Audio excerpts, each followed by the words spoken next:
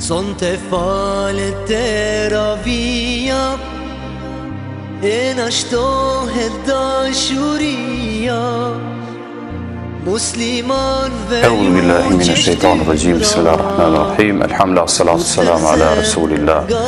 E falenderojmë Allahun fuqiplot atë, falenderojmë dhe vetëm për i tij ndihmë dhe falje kërkojmë. Ndërsa salavatet tona dërgojmë pejgamberit tonë Muhammed alayhis salam. Vëllezër dhe motra, ju përshëndes me përshëndetje Islam. Assalamu alaikum wa rahmatullahi ta'ala wa barakatuh. Jemi në vazhdim muajit madhërisht të Ramazanit, e lutem Allahun fuqiplot që ibadetin, adhurimet, përgjithësi çka i bëjmë vetëm për hir të Allahut na i pranon. Dhe lutem Allahun fuqiplot që ditë të cilat na kanë mbetë prej këtij muaji të bekuar, na jap forcë dhe fuqi dhe vullnet që ta adhurojmë Allahun, ta xherojmë Ramazanin, ta falem namazin, të shtojmë vepra vullnetare nafile në mënyrë që të arrijmë kënaqësinë e Allahut.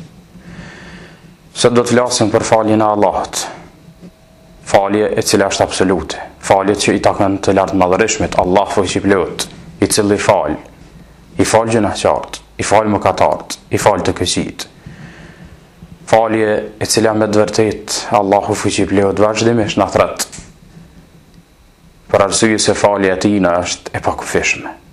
I fal ata të cilët e kanë besuar, i fal ata të cilët e kanë adhuruar, i fal Allahu fuqiplot ata të cilët e kanë kërkuar faljen. Nuk do të flasëm në formë të citateve apo teksteve prej Kuranit ose Sunetit, por do të flasëm si ngjarje dhe ndodhi që kanë ndodhur, që Allah i ka përshkruajt qoftë në Kuran familjar apo janë përshkruajt në Sunetin e pejgamberit alayhis salam. I kemi shkpuar disa prej këtyre ndodhive, 2-3 ndodhi, në mënyrë që me shiqua se çfarë forme Allah i fal gjunaqart edhe për shkak domosdoshmë mëkateve të shumta tyne që kanë.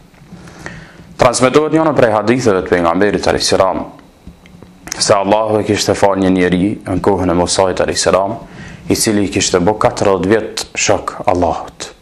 Dhe në fund kërkoi falje, Allahu e pranoi prej tij dhe e fali. 40 vjet gjuna i ka bë Allahut, i ka shoqëruar Zotit shok, ndërsa Allahu e ka fal.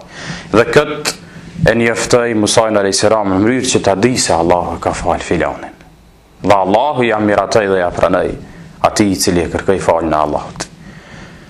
Po ashtu është ardhur prapë në Sunet pejgamberit alayhis salam për një njeri që i kishte mbytur 100 vet, që Allahu ja kishte falur. Kur i kim mbyt 99, deshti që ta kërkojnë hakun të vërtetën, sepse Allahu ja fal, dhe kësaj shkoi te një njeri devotshëm dhe i dijshëm, kërkoi prej tij asqarim dhe shpjegim, ndërsa i tha, Allahu ma fal mua. Ndërsa i dijshmi i devotshëm i tha, po kush mundet më hyj mes teje dhe pendimit tën? Allahu ta fal. Tha pëlqeu atë vendin ku jetue dhe merre një vend tjetër ku adhurohet Allahu në mënyrë që të vërtetohet ai kthesa jote. 100 vet i ka mbyt, Allahu ja fali, erdh meleku i vdekjes ja mor shpirtin. Dhe kësaj zbritën me leqët e dënimit dhe ndëshkimit e matën tokën. Sa është më afër vend ku ka pas më shua apo vendit ku është duke qëndruar, dhe dul për një pllom dorës që është më afër vend se ku ka pas më shkue, për shkak që atje është adhuruar Allahu dhe ka qenë vend i pastërt, dhe Allahu e pranoi prej tij dhe e fali. 100 vet i ka mbyt dhe Allahu ja fali, kjo tregon për madhështinë e faljes që ka Allahu. Erdhi një njeri te pejgamberi alayhis salam dhe i tha, ti po më thuaj që Islami më fshin të gjitha ato që i kam bo ma herët. I tha ti fshin. Ti po më thuja Muhammed që nëse unë kthehena e pranoj Islamin, mi fshin të gjitha ato mëkate që po t'ja u shpërndaja njerëzve, do t'ju maftonin aty në ato mëkate. Tha pa marr parasysh se sa është madhësia e gjunaheve, nëse ti e beson Allahun fuqiplot, Allah t'i fal të gjitha. E pranoj Islamin, hyni në Islam ky njeri dhe i tha pejgamberi alayhis salam përgëzoi. Tha Allahu ti ka fal të gjitha gjunahet që i ke bë, tha dhe në jetën ku ato gjunahet që i ke bë ti ka shndruar vepra të mira tua. Kjo është falja e Allahut fuqiplot. Falja e Allahut ka dhe ditën e gjykimit, kur robi vjen dhe barazohet me veprat e tij para Allahut.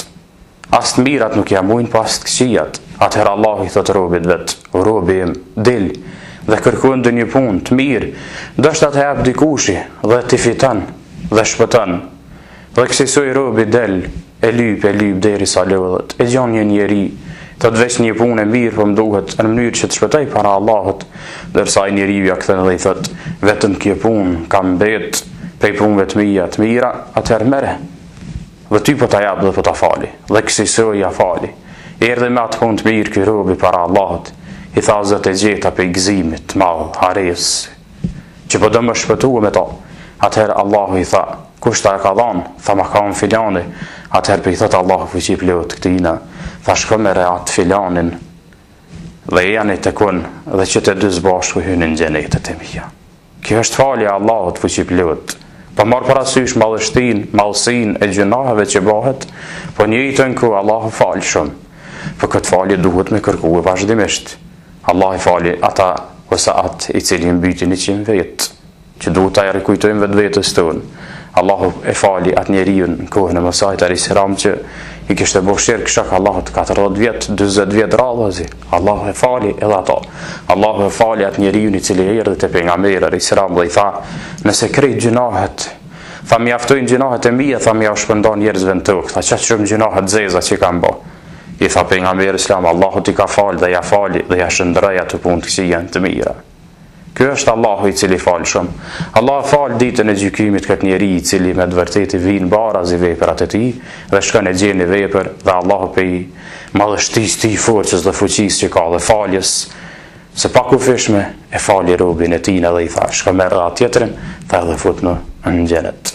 Allahu e fali atë gruën e cila bën zinë në kohën e pejgamberit alayhis salam, e cila erdhi me fëmin e saj në dorë derisa e ekzekutuan dhe duke gjuajtur me gur stërpiku gjaku prej trupit saj dhe u zhyt njëri prej sahabive të pejgamberit alayhis salam dhe ofendoi diçka. Atëherë i tha pejgamberi alayhis salam, tha mos e ofendo, të sa është pendu atë sinqerisht që nëse pendimin e saj e shkepëm dhe ja shundojmë banorët Medinës do t'ju mjafton të atyne.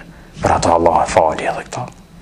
Allah ka falje, duhet ta kërkojmë faljen dhe vazhdimisht duhet ta kërkojmë dhe të jetojmë me faljen e Allahut fuqiplot. Walhamdulillahi rabbil alamin.